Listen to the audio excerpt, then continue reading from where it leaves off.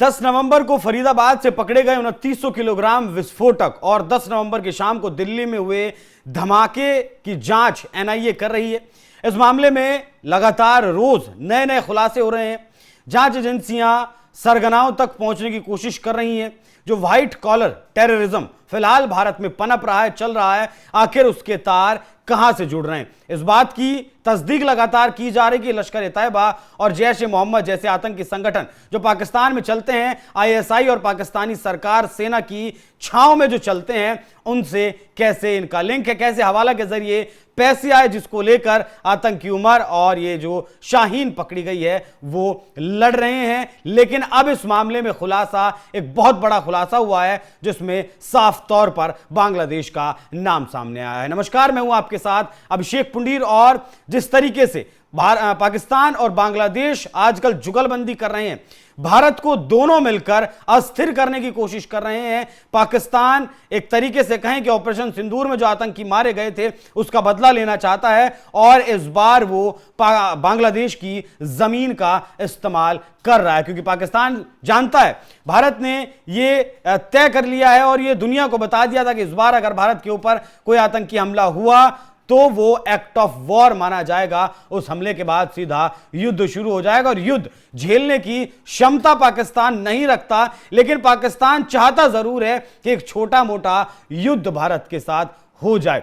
इस वक्त जो लश्कर ए तैयबा और जैश ए मोहम्मद है, इन दोनों के जो सरगना है हाफिज सईद और मसूद अजहर, इन दोनों को फ्री हैंड असम मुनीर की तरफ से दिया गया है। उस विषय पर भी आएंगे, लेकिन पहले आपको बताते हैं कि बांग्लादेश से कैसे बंगाल के रास्ते यह विस्फोटक आया था, जिस विस्फोटक को पकड़ा गया फरीदाबाद में और जिस विस्फोटक से दिल्ली में धमाका किया गया है। बांग्लादेश से बंगाल के ट्रांजिट रूट को इस्तेमाल किया गया था विस्फोटक को लाने के लिए। ये जो डिलीवरी का काम था, डिलीवरी का काम एक इख्तियार नाम का संदिग्ध आरोपी कर रहा था। आरोपी का नाम मिल गया है, पहचान हो गई है, लेकिन अब तक वो मिल नहीं पाया है।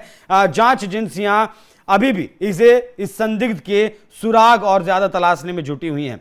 पाकिस्तान के आतंकी संगठन जैश ए मोहम्मद की संलिप्तता दिल्ली धमाकों में सामने आई है, चाहे वो लखनऊ से गिरफ्तार शाहीन हो, फरीदाबाद से गिरफ्तार मुजम्मिल हो या फिर श्रीनगर से गिरफ्तार आदिल हो। जांच एजेंसियों ने सीधा इनका संबंध जैश से मिलाया, ऐसा बताया है। उन्हें देश के अंदर स्थापित जैश नेटवर्क के सबूत मिले हैं। हालांकि इस बारे में अभी तक पूरी जानकारी सामने नहीं आई है। दिल्ली धमाके का बांग्लादेश ये कनेक्शन सामने आया है। ये सवाल उठ रहा है कि क्या दोनों देश आतंकी समूहों ने अपने भारत विरोधी रुख में कोई गठबंधन बना लिया है? इसका जवाब अभी तक साफ नहीं हुआ है, मतलब औपचारिक तौर पर साफ नहीं हुआ है, और लेकिन इसके संकेत जरूर मिल रहे हैं। सूत्रों के हवाले से खबर यह है कि दिल्ली की घटना में मुर्शिदाबाद सीमा के रास्ते बांग्लादेश से भारत में भारी मात्रा में विस्फोटकों की तस्करी की गई। यह तस्करी मुर्शिदाबाद में इख्तियार नाम के एक भगोड़े ने की है।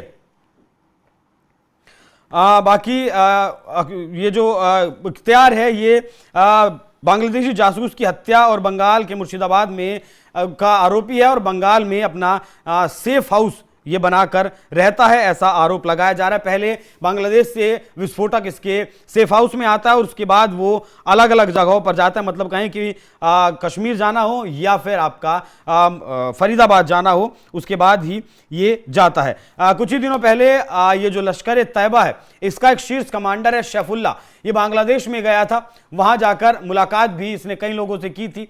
उसके बाद ये चिकन नेक पर भी गया था, चिकन नेक का दौरा भी इसने वहां जाकर किया था और ये लगातार कहानियां जुड़ रही हैं। फिलहाल जैश ए मोहम्मद बांग्लादेश की जमीन का इस्तेमाल कर रहा है और टेरर मॉड्यूल को अपना बेस कैंप बनाने की कोशिश कर रहा है। वहां से वो छोटी छोटी बच्चियों को अपने इस गिरोह में शामिल कर रहा है। इसकी बहन साजिदा इसमें इसका साथ दे रही है। मोमिनात करके एक संगठन ये चला रहे हैं।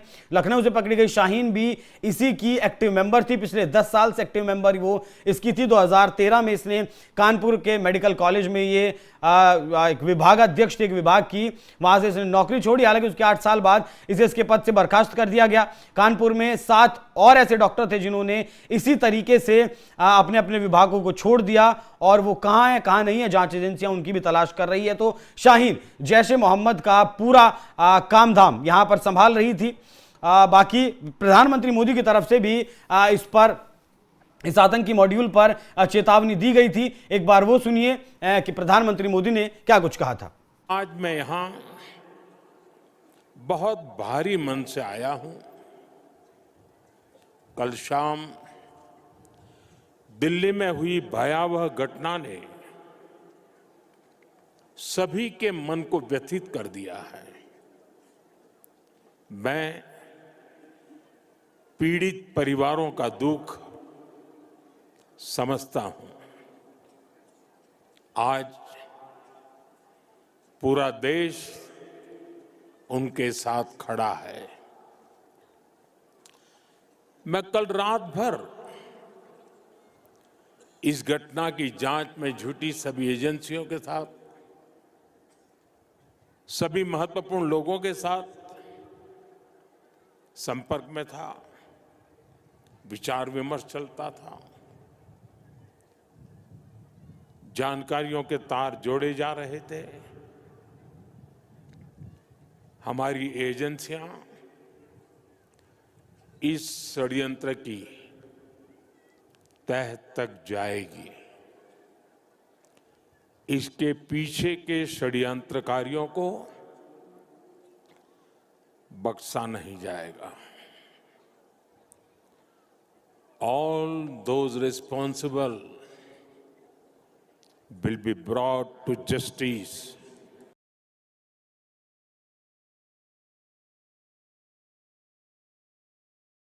मोदी की तरफ से यह चेतावनी दे दी गई है कि जिसने भी ये किया है उसे सख्त से सख्त सजा दी जाएगी। भारत की तरफ से आतंकी हमले से घोषित कर दिया गया, लेकिन पाकिस्तान का भी नाम नहीं लिया गया है, क्योंकि ये जो डॉक्टर थे ये पाकिस्तान के आतंकी संगठनों से जुड़े जरूर थे, लेकिन अभी जांच एजेंसियां और पुख्ता सबूत इकट्ठा कर रही हैं। एक बांग्लादेशी पत्रकार हैं, वरिष्ठ पत्रकार हैं शोएब चौधरी, उन्होंने एक लेख लिखा है। उस लेख में उन्होंने बताया कि इस बार 26 जनवरी पर बंगाल को दहलाने की साजिश है, पूरी कोशिश की जा रही है और उसके पीछे का जो खाका है वो जैश ए मोहम्मद और लश्कर ए तैयबा मिलकर तैयार कर रहे हैं। अब यह खुलासा हुआ है कि बांग्लादेश से बंगाल को ट्रांजिट रूट बनाकर ही फरीदाबाद और दिल्ली तक ये विस्फोटक पहुंचाया गया। इसी को ध्यान में रखते हुए अब जो हावड़ा रेलवे स्टेशन है या बंगाल की जितनी भी जो जगहें हैं जहां पर भीड़ बहुत ज्यादा रहती है या फिर जितनी भी जो हाई प्रोफाइल जगह हैं उन पर सिक्योरिटी बढ़ा दी गई है, चेकिंग भी यहां पर बढ़ा दी गई है। तो फिलहाल जो आशंका जताई जा रही थी कि पाकिस्तान के साथ मिलकर बांग्लादेश भारत को अस्थिर करने की कोशिश कर रहा है, उस तरफ अब जांच आगे बढ़ रही है और जांच एजेंसियों को सबूत भी वो मिल रहे हैं। तो अब देखना होगा कि पाकिस्तान के साथ साथ बांग्लादेश का भी और मोहम्मद यूनुस जिस तरीके से कट्टरपंथ और चरमपंथ को बढ़ावा फिलहाल बांग्लादेश में दे रहे हैं, उनका इलाज कब तक होता है। बाकी इस खबर पर आपकी क्या राय, कमेंट बॉक्स में जरूर बताइएगा। नमस्कार।